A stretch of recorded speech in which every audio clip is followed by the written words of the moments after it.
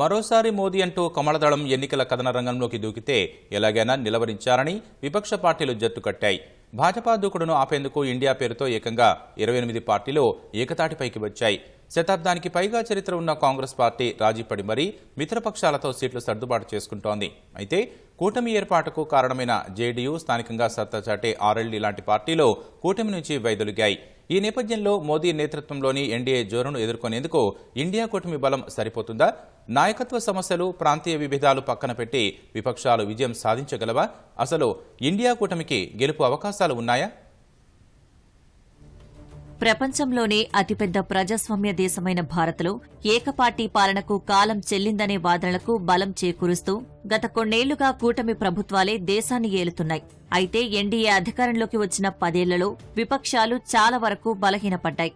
ప్రధాని మోదీ రాజకీయ చతురత ముందు నిలవలేకపోతున్నాయి. ఈ నేపథ్యంలో భాజపా నేతృత్వంలోని మోదీ సర్కార్ మళ్లీ అధికారం దక్కించుకోకుండా అడ్డుకునేందుకు కాంగ్రెస్ సహా 28 పార్టీలు కూటమిగా ఏర్పడ్డాయి. కార్పొరేట్లకు మాత్రమే అనుకూలంగా వ్యవహరిస్తున్న ప్రధాని మోదీని మరోసారి అధికారంలోకి రాకుండా అడ్డుకుంటామని ప్రతినబూనాయి. ఇందుకు జేడీయూ అధినేత బీహార్ సీఎం నితీష్ కుమార్ చొరవ చూపారు. విపక్ష పార్టీలను ఒక్కచోటకు చేర్చి ఇండియా పేరుతో కూటమిని ఏర్పాటు చేయడంలో కీలక పాత్ర పోషించారు. విభేదాలు పక్కన పెట్టి కలిసికట్టుగా పనిచేసి ఢిల్లీలో అధికారం సాధిస్తామని 28 పార్టీల నేతలు ప్రకటించారు. అయితే అప్పటి వరకు సైద్ధాంతికంగా విభేదించిన ఆయా పార్టీలు భాజపాను ఓడించేందుకు కూటమిగా ఏర్పడినప్పటికీ వాటి మధ్య పూర్తి స్థాయిలో ఐకమత్యం కనిపించలేదు.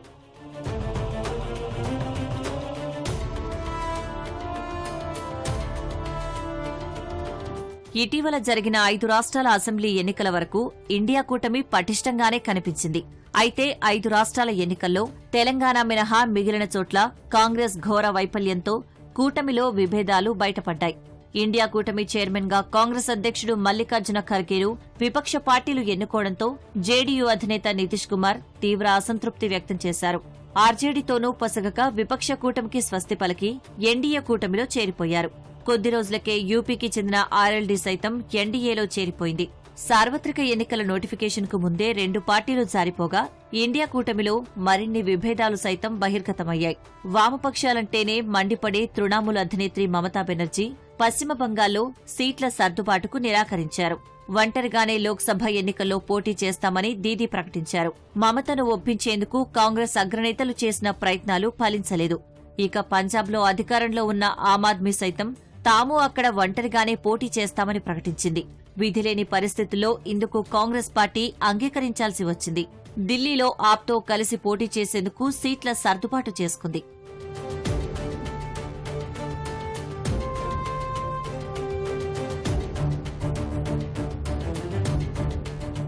కశ్మీర్లోని 3 స్థానాల్లోనూ తామే పోటీ చేస్తామని ప్రకటించిన నేషనల్ కాన్ఫరెన్స్ జమ్మూలో 2, లద్దాఖ్లో 1 లోక్సభ స్థానంలో సీట్ల సర్దుబాటుపై కాంగ్రెస్ పార్టీతో చర్చలు జరుపుతోంది. తొలుత యూపీలో ఒంటరిగానే పోటీ చేస్తామన్న సమాజ్వాదీ పార్టీ ఎట్టకేలకు కాంగ్రెస్తో కలిసి పనిచేసేందుకు అంగీకరించింది. కేరళలో ఎల్డీఎఫ్, యూడీఎఫ్ వేరుదారుల్లో ప్రయాణిస్తున్నాయి. ఈ నేపథ్యంలో ఇండియా కూటమి లక్ష్యం నీరుగారుతోందనే వాదనలు వినిపిస్తున్నాయి.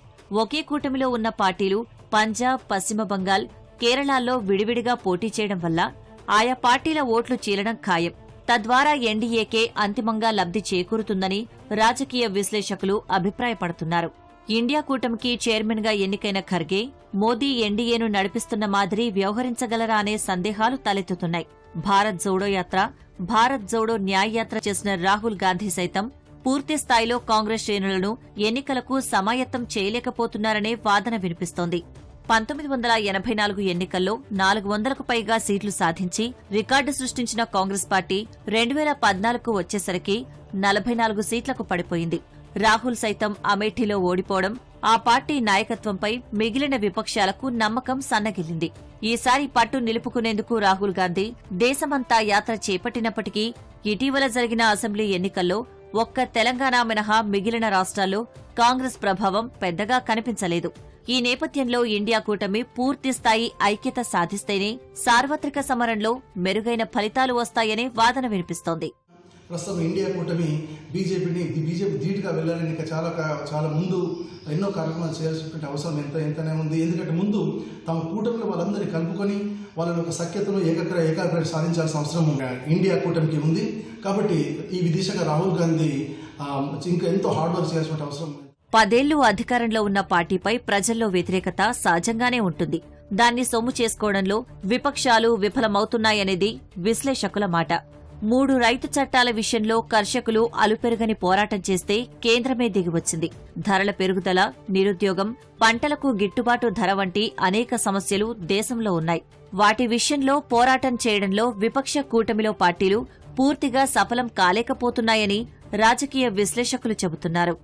ఇండియా కూటమి ఫైట్ చేయడానికి అస్త్రాలున్నాయి. రాజకీయపరమైనటువంటి సమస్యలు ఈ దేశంలో ఉన్నాయి.